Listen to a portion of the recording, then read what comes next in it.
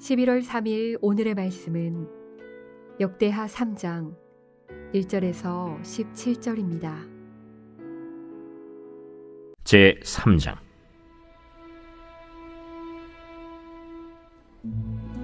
솔로몬이 예루살렘 모리아산에 여호와의 전 건축하기를 시작하니 그곳은 전에 여호와께서 그의 아버지 다윗에게 나타나신 곳이요 여부스 사람 오르난의 타작마당에 다윗이 정한 곳이라. 솔로몬이 왕위에 오른 지 넷째 해 둘째 달 둘째 날 건축을 시작하였더라.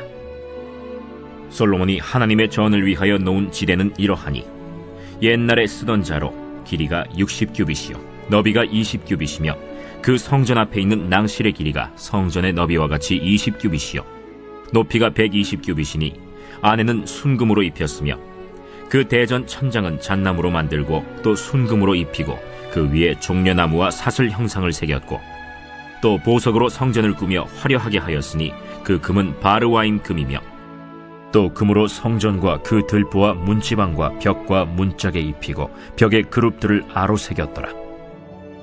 또 지성소를 지었으니 성전 넓이대로 길이가 20규빗이요 너비도 20규빗이라. 순금 600달란트로 입혔으니 못무게가 금 50세겔이요 다락들도 금으로 입혔더라. 지성소 안에 두 그룹의 형상을 새겨 만들어 금으로 입혔으니 두 그룹의 날개 길이가 모두 20규빗이라.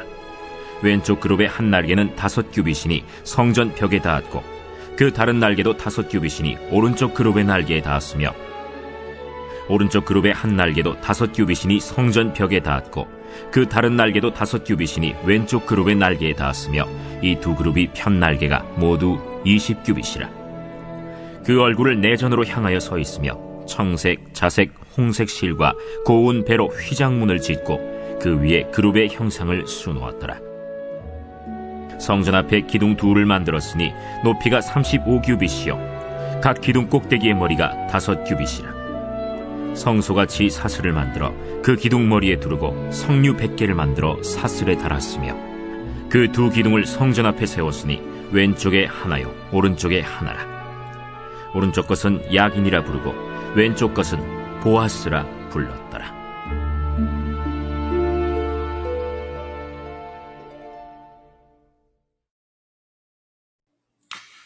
다윗이 그리도 꿈에 그리던 성전 건축이 시작되었습니다. 솔로몬 주기 4년째 2월 2일에 시작되었다. 그렇게 말씀하십니다. 요즘 태양력으로 계산해 보니 4월에서 5월 그쯤 됩니다. 4월에서 5월은 우기가 끝나고 건기에 접어들 때쯤 공사가 시작되었다는 의미입니다. 그 장소는 1절에 예루살렘 안에 있는 모리아산이고 또한 다윗에게 하나님이 나타난 곳이고 곧 여부스 사람 오르난의 타작마당이라는 곳입니다. 이 장소를 이처럼 상세하게 말씀하신 이유가 무엇일까 생각하지 않을 수 없습니다. 우리로 하여금 순례할 수 있는 그 좌표를 알려주신 것은 분명히 아닐 겁니다. 하나님께서 그 장소를 선택하신 이유를 말씀하고 계십니다. 모리아산은 아브라함과 관련 있는 곳입니다. 그 아들 이삭을 제물로 드리라고 한 바로 그곳 모리아산입니다. 거기서 하나님은 아브라함의 믿음을 보시기 원하셨고 수많은 인간적 고민과 삶의 여러 가지 어려움을 이기고 그것을 다 뒤로 하고 주를 향해 한 걸음 한 걸음 산을 오르는 그 발걸음, 그 믿음을 보기를 원하셨던 것을 하나님은 기억하라고 말씀하고 계십니다. 뿐만 아니라 그곳을 아브라함은 여호와 이레라고 불렀습니다. 하나님께서 준비하신다는 그러한 의미입니다. 당시엔 이삭 제물 대신에 양 한 마리를 미리 준비해 두신 하나님 여호와 이레인 줄만 알았는데 지금 보니 그 이레는 양을 넘어 성전이었음을 알게 됩니다. 뿐만 아니라 모든 자재와 사람까지도 여호와께서 일해하셨음을 오늘 말씀하고 계십니다. 다윗을 통해 모든 것이 준비되어진 상황에서 솔로몬은 여호와 일해를 경험하면서 성전 건축에 나설 수 있었습니다. 성경은 딱 한마디 예루살렘 안 모리아산이라고 말하지만 알고 보니 정말 소름 돋는 하나님의 역사가 그 뒤에 숨어 있음을 볼 수 있습니다. 이곳에 세워질 것이 성전이라 말씀하십니다. 무슨 의미입니까? 이것이 곧 성전의 본질된다라는 말씀입니다. 그리고 두 번째, 다윗에게 나타난 곳, 곧 오르난의 타작마당입니다. 하나님께서 다윗에게 나타나 용서하신 곳이라는 의미입니다. 뒤집어 말하면 하나님의 은혜가 시작된 곳이라는 의미를 담고 있습니다. 다윗은 자신의 힘을 측정하기 위해 인구조사를 시작했습니다. 그로 말미암아 이스라엘 전역에 전염병이 퍼지면서 7만이 죽게 됩니다. 이 하나님의 징벌적 심판이 그치는 것은 다시 하나님의 이름을 부르는 것으로 시작됨을 하나님께서는 말씀하시고 오르난 타작마당에서 예배하는 것을 명령하십니다. 오르난은 이 다윗에게 타작마당을 그냥 주려고 할 때에 다윗은 이 타작마당에 은 50세겔을 주고 값을 치르고 샀다고 말씀하십니다. 성경대로 빈손으로 나아가지 않고 예물을 들고 하나님께 나아갔다는 의미가 될 것입니다. 하나님의 은혜의 시작됨이 성전의 본질이라고 하십니다. 그 은혜가 재앙을 막고 나를 살게 하는 것이라고 말씀하십니다. 나아가 그 은혜로 말미암아 다른 사람까지도 살리는 것이 바로 성전의 본질이라고 말씀하고 싶으신 겁니다.